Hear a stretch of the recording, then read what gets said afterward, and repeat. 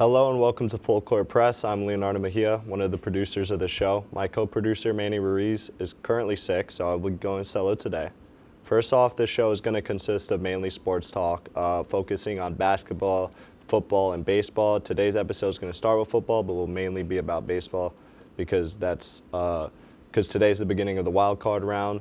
So let's get into the Giants game. I am a Giants fan, and we're only really going to talk about the Giants game this week because a lot of things going on in the world of baseball, so I have to discuss that.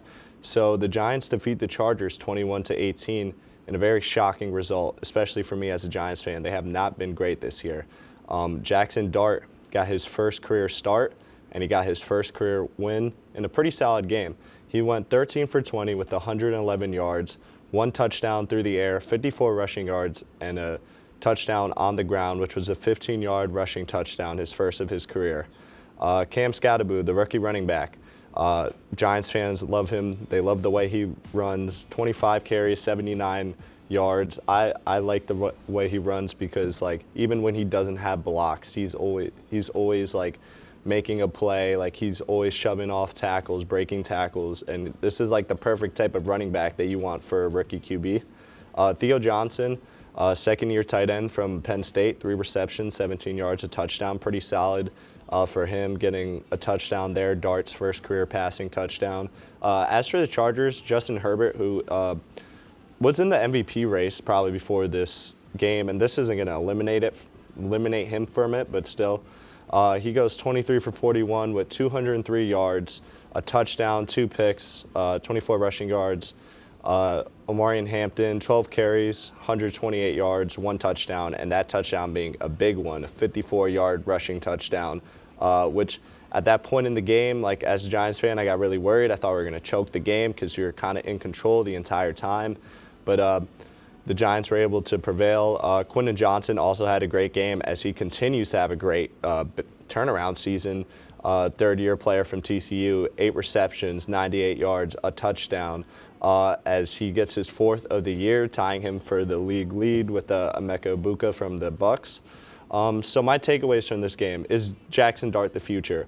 It's very hard to tell after one game, but as a Giants fan, I want to believe that what he's able to do with his legs is outstanding, especially the way that we can really run this offense with him, with Skattebo, once Tracy gets back, which is big injury.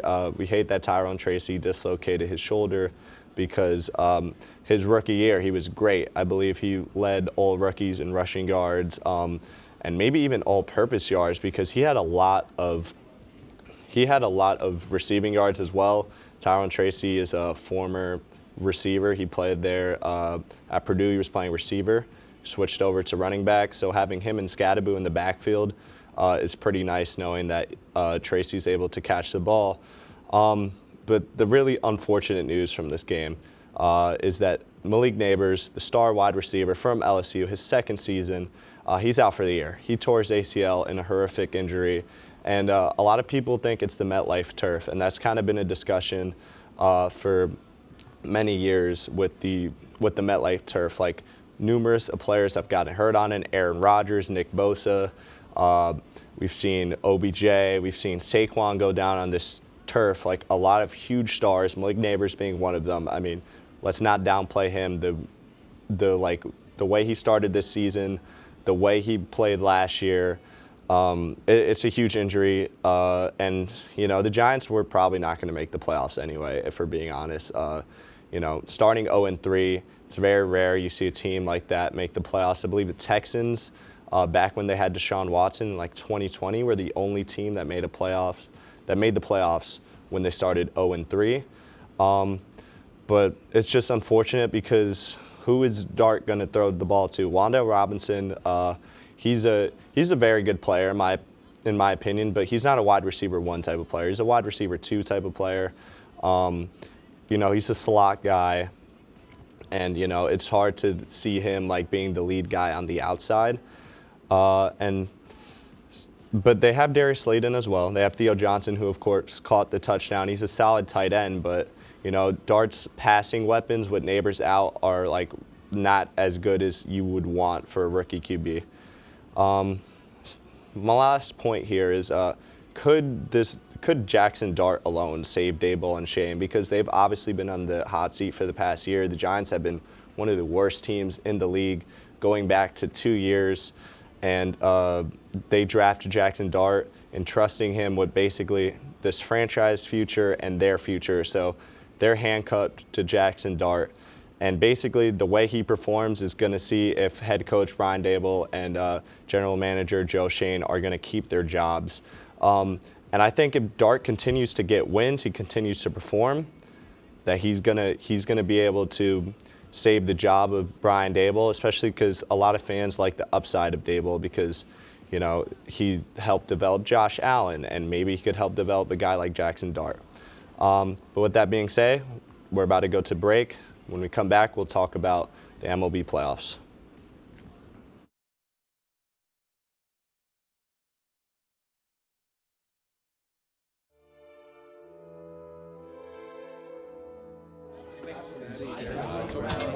Get rid of all the questions.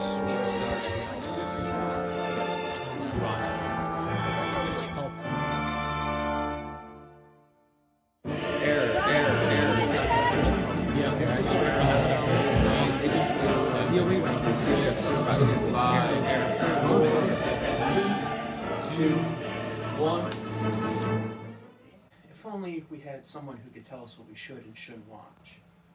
Well, do we have a show for you? Who are you? What are you doing in my bed? On Be Kind and Rewind, we will go through and review all your favorite movie franchises. And tell you which ones you should and shouldn't watch from the perspective of normal movie fans. Well, be sure to check out Be Kind and Rewind on WTOP 10.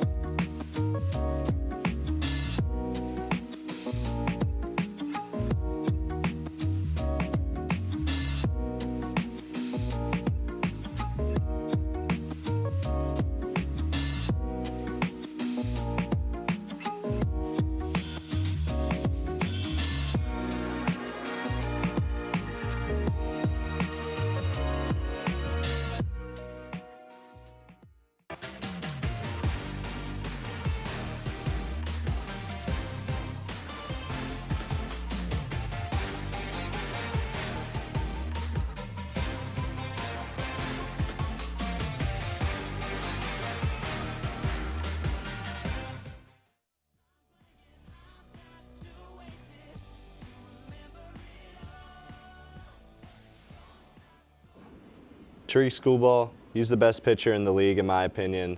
For the Tigers, 2.21 ERA on the season, 0.89 WHIP, 241 strikeouts. Just like by far, in a way, the best pitcher in the league. As we have my postseason, we have the bracket up here. The Tigers have the better offense than the Guardians. Guardians, and I'm going to get to that in a second, they really do not have a great offense besides Jose Ramirez. Riley Green, he had a fantastic season. I think it's a really underrated season for him. 258 batting average, 36 home runs, 111 RBIs. That's 7th in the league, by the way. 806 OPS, very strong season for Riley Green. It hasn't really been talked about much. Torkelson, 31 homers and a 789 OPS. He's also very good for the Tigers. Gleyber Torres, who's a former Yankee and clearly a Yankee fan, he's having a solid season. 358 on-base percentage, pretty solid. The Guardians, they got hot at the right time. 20-7 in September, including a 10-game winning streak that really helped them take the division from the Tigers. Jose Ramirez on the season, 283 average, 30 home runs, 85 ribbies, 863 OPS, 44 stolen bases for J-Ram. Very solid, 5.8 WAR. He's one of the best, if not the best, third baseman in baseball. Actually, yeah, he definitely is the best third baseman in baseball. But Guardians have the better pitching staff, but I'm going to take the Tigers here to win this series in 3 games. They won game 1 already. I think the Guardians will bounce back, but the Tigers will end up winning here.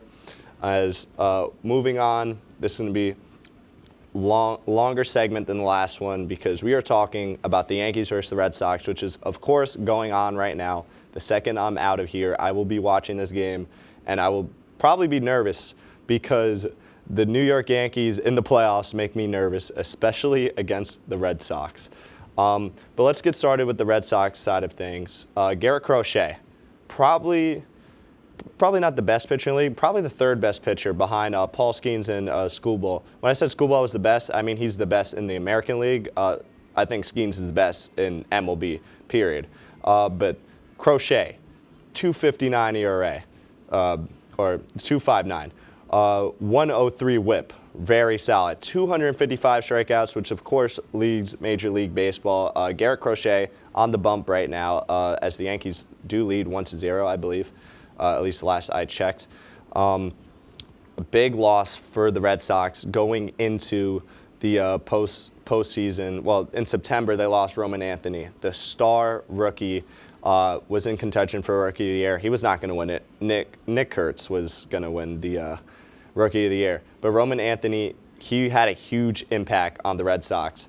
292 average, 859 OPS. He was leading off for the Red Sox against the Yankees in August and September.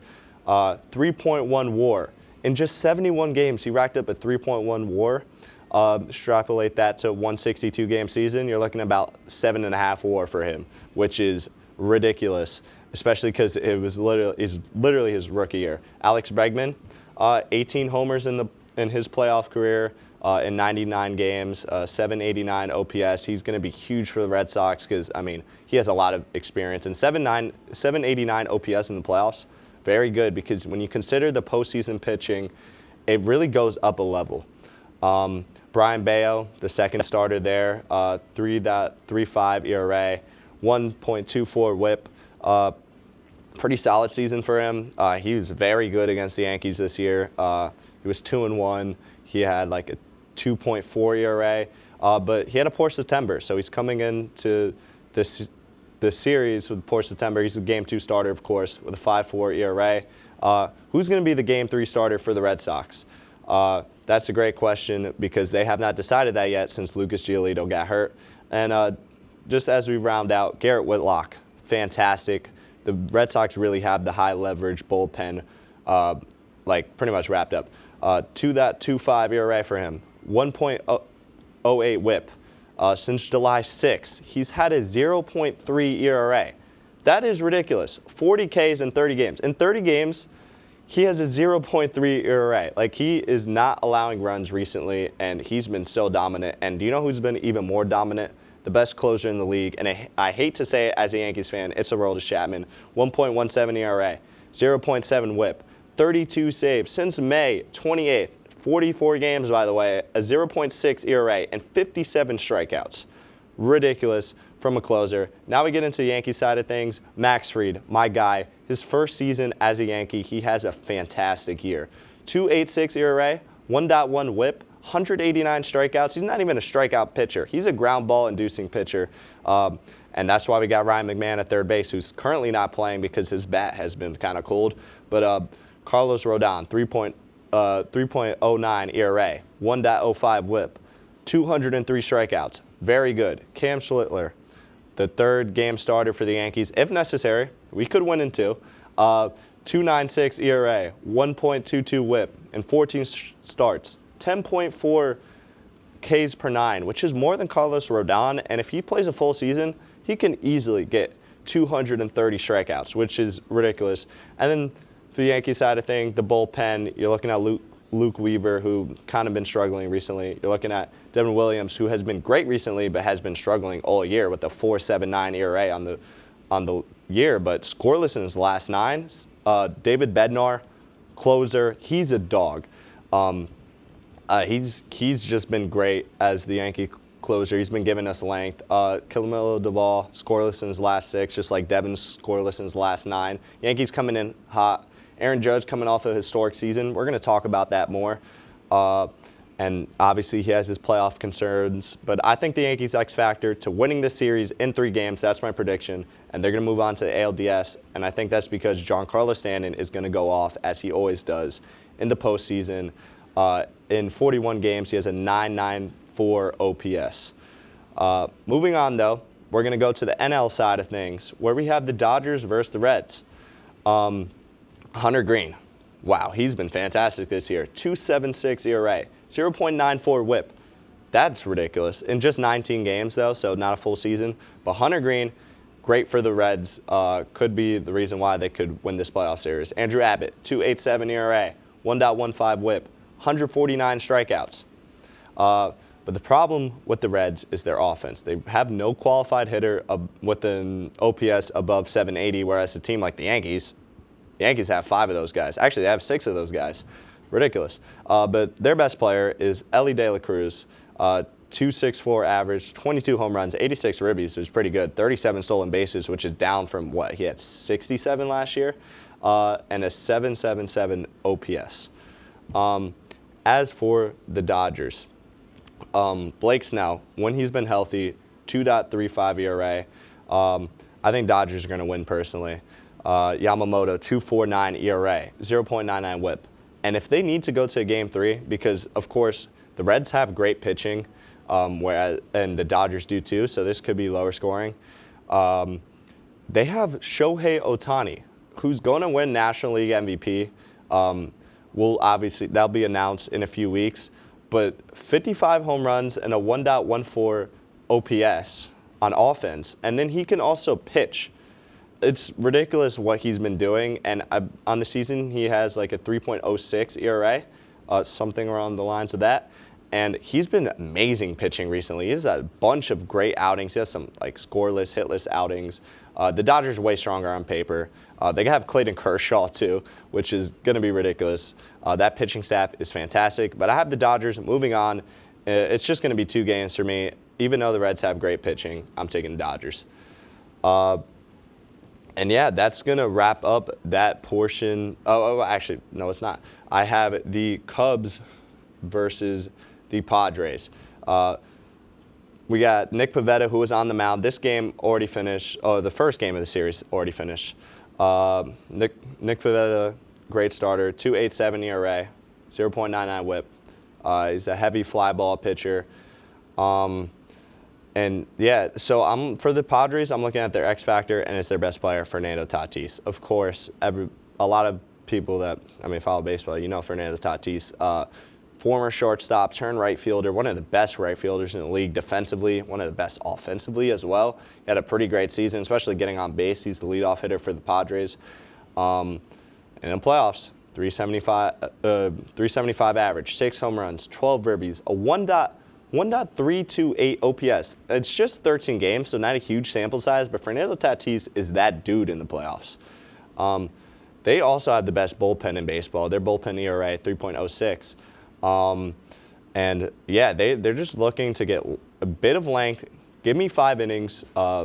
Get like Pivetta, for example. Give me 5 innings and then let the bullpen do the work. Unfortunately, that didn't work out for them. The Cubs ended up winning with Matthew Boyd on the mound, who they actually took out very early in this game. I thought that was a very interesting decision because, Boyd, 3.21 ERA, 1.09 WHIP, had a fantastic season for the Cubs. But yeah, I think the X factor for the Cubs, and I think the reason why they're going to end up winning this series, which they're already up 1-0, is because I think Pete Crow Armstrong he has to perform. He's a 30-30 guy. He was literally from MVP candidate to batting 188 with 4 homers and 17 ribbies in 51 games. But yeah, he's the best defensive center fielder in the game. But yeah, I have the Cubs winning the series mainly because they have a better defense and they have a better offense, especially when you factor in the home runs. In this game, we had Carson Kelly and Seiya Suzuki. They went back-to-back. And the Cubs, they hit a lot of home runs. Obviously, they got Kyle Tucker, Pete Crow Armstrong, Seiya Suzuki, Carson Kelly, who hit a home run in this one. They have a couple guys that, 2 guys that hit 30 home runs. Kyle Tucker, if he never got hurt, probably could have hit 30 home runs. But yeah, I'm taking the Cubs to win this series in 3 games.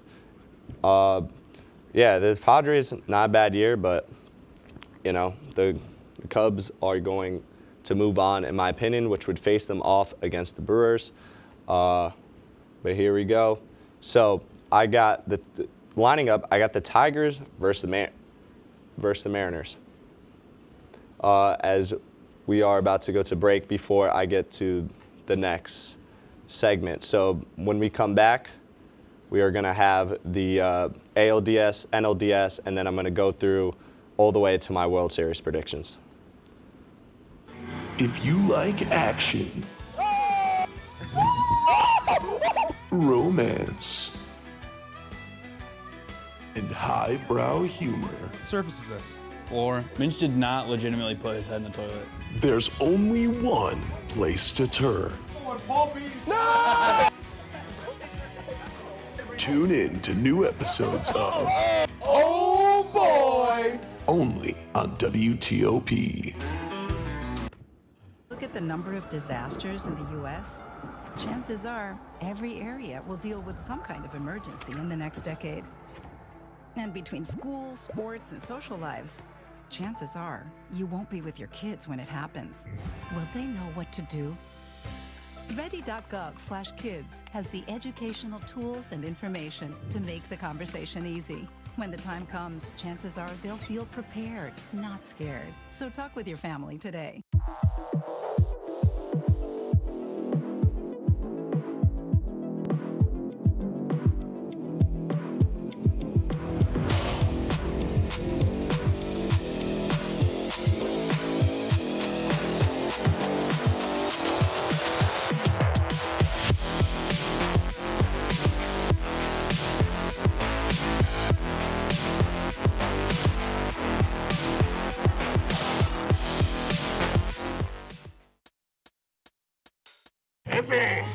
I had to eat a raw egg on Chris's dormitory floor.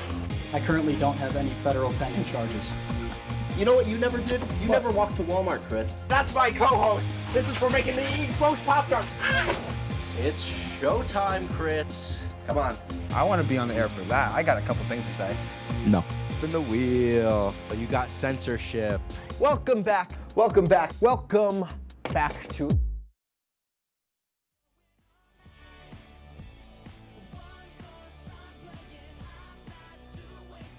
It's about to be a very interesting series here. So for the Mariners aspect, Cal Raleigh, I mean, we got to talk about this season, man. 60 home runs from a switch-hitting catcher. Not only did he set the record for most home runs hit by a catcher, which was previously 48 by Salvi Perez, who's, you know, great within his own right.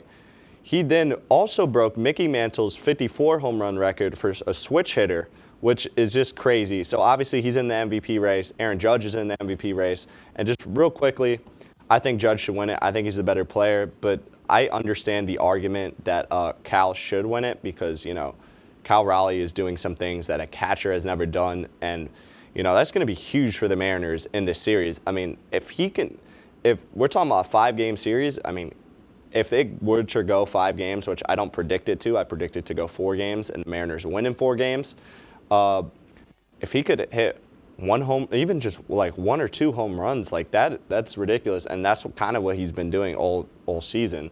Julio Rodriguez is a monster in the second half. Man, every year he just seems to turn it up. And then Brian Wu, the pitching staff, it's great there. But yeah, I have the Mariners defeating the Tigers. I just think comparatively, Tigers have a lot less offense. They need to rely on Tariq Schoolball. So yeah, I got the Mariners in for Blue Jays versus Yankees. Blue Jays, man, very good season. They're one of the best teams at getting on base, one of the best teams for hitting for average. George Springer, fantastic season. Probably his best ever. And George Springer is, you know, he's one of the better players we've seen within the last few years for baseball. 947 OPS. Very good year. Vladimir Guerrero Jr., we know how good he is. He hits for a lot of power. He hits a lot of doubles. He hits for high average, and he's going to be great for the Blue Jays here. And then Bo Bichette had a 300 average this year, one of the few players in baseball to have that. And yeah, Bo Bichette, fantastic year. And Alejandro Kirk, same thing, one of the better players in baseball for hitting for average. So this Blue Jays team can get on base, they get it for average, but I think this is where they stop. I don't think they have the pitching that that the Yankees have. The Yankees have Fried, they have Rodon, they have Cam, they have Heel. And then obviously, I mean, they have Aaron Judge coming off a season where he had a 331 average, 53 home runs, 114 ribbies, a 1.14 OPS. Absolutely ridiculous. Obviously, there's playoff concerns there, but I think the Yankees are going to win this one in 5. Next, we got the Phillies versus the Dodgers here.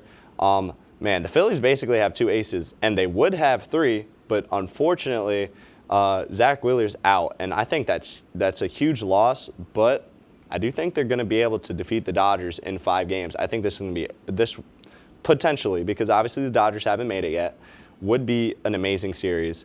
Kyle Schwarber hit 56 home runs this year.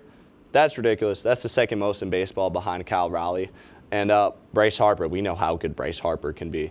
But yeah, for the Dodgers, I just don't think that they stack up to the Phillies, like in terms of pitching. Like it just seems like their pitching always falls apart in the postseason.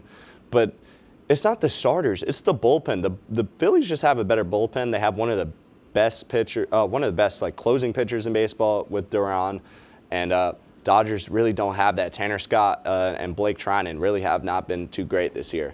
So yeah, Phillies in 5. Cubs, Brewers. Cubs, you know, great defensive team. You got Nico Hoerner. You have Pete Crow Armstrong, probably 2 best at their position. Brewers, amazing base running team. They were the most dominant team this year. They had the most wins this season. They didn't end up winning 100 games, which I thought they were going to win 100 games because they were on track for it for a while. But, I mean, they were still the most dominant team in baseball. I'm going to take them over the Cubs, and they were good against the Cubs this season. They were really good against the Cubs this season. So, yeah, Brewers in 4 there. So that leads you to Seattle versus the Yankees in the ALCS. A very entertaining ALCS. Let's think of Ichiro. He played for both teams. A-Rod, he played for both teams. So, you know, a lot of history there. The 2 MVP candidates in the AL, Cal Raleigh, Aaron Judge, battling out in the ALCS. That would be perfect for baseball. I hope it happens, especially as a Yankee fan. I mean, I would love to beat Boston. I'd love to beat Toronto. But yeah, honestly, I think the Yankees win this one in 6. I like the Yankees offense more. Just like you have Trent Grisham, you have Giancarlo Stanton, you have Cody Bellinger, you have Ben Rice, you have Jazz Chisholm. And I didn't even mention Aaron Judge, who's the best player in the league. And I just mentioned 5 guys who have an OPS above 800, which is fantastic. And then Stanton has an OPS above 900 this year, and he's so good in the playoffs every year. So yeah, that would have the Yankees advancing to the World Series, where they would face the winner of Phillies versus the Brewers, which, I mean, man, it looks like these 2 teams were on a collision course all season. They were the best 2 teams in the NL. They were battling out for the first seed, obviously. Phillies, you know, losing Zach Wheeler's huge, but, I mean, the Brewers just really haven't had a lot of postseason success recently. You know, they had last year the meltdown against the Mets. It was really bad. I mean, the Mets didn't even make the playoffs this year, but we don't got to talk about the Mets. They're kind of irrelevant here. But yeah, I just like the Phillies more. I like their pitching. I like the bats more. I mean, the Brewers are really that team that, like, you know, a lot of guys are contributing, but like there's other than Christian Yelich, who's fantastic, and they do have other guys like Bryce Harper. I just think the Phillies have, I mean, Kyle Schwarber, like the Brewers don't have a hitter like Kyle Schwarber. They don't have a hitter like Bryce Harper. I mean, Yelich is good, but he's not Bryce Harper or Schwarber good. And then the Phillies, of course, have a lot of postseason experience. But yeah, moving on to my World Series matchup, Phillies-Yankees, which is, you know, it's usually predicted like in the offseason. Like, I mean, it's 2 historic teams. The last time the Yankees won the World Series in 2009 was against the Phillies. Fantastic series. They won in 6. I have the Yankees here in 7, and I think the real reason why I would, like, not even trying to be biased, I would genuinely pick the Phillies if Zach Wheeler was healthy. But I think Aaron Judge is going to redeem himself. Giancarlo Stanton is going to continue to be himself. Cody Bellinger, I mean, he's won a World Series before. I think this is finally the Yankee team that can do it. The AL is kind of open, and then even the whole league is kind of open. No team won 100 games this year, so that's why I'm predicting the New York Yankees to be your World Series champions and defeating the Phillies, like I said, in 7 games.